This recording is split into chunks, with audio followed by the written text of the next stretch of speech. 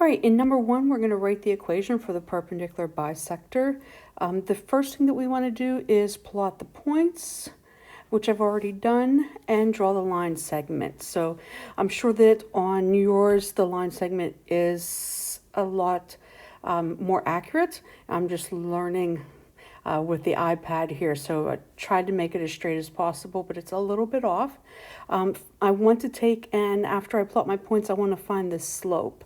So if I count to find my slope, it's obviously a positive slope. So I'm going to count up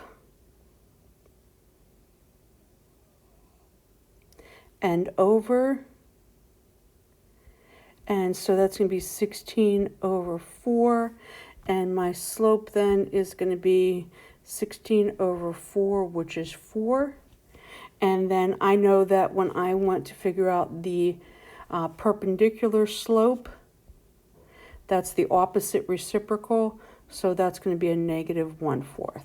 So that's the first part of my first step. The second part is I need to find the midpoint, and so I'm going to take and I'm going to do the midpoint, and remember that I take the x values and add those together and divide by 2. And then I take the y values, add those together, and divide by 2. And so when I do that arithmetic, then that is going to give me the point -1, 1.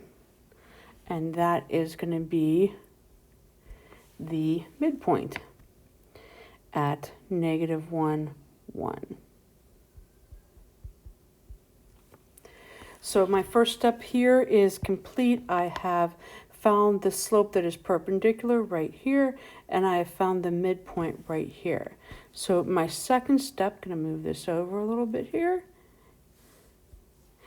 is to be able to use point slope form to be able to write the equation of the line. So I'm using that my slope is -1/4, and I'm using the midpoint -1, 1.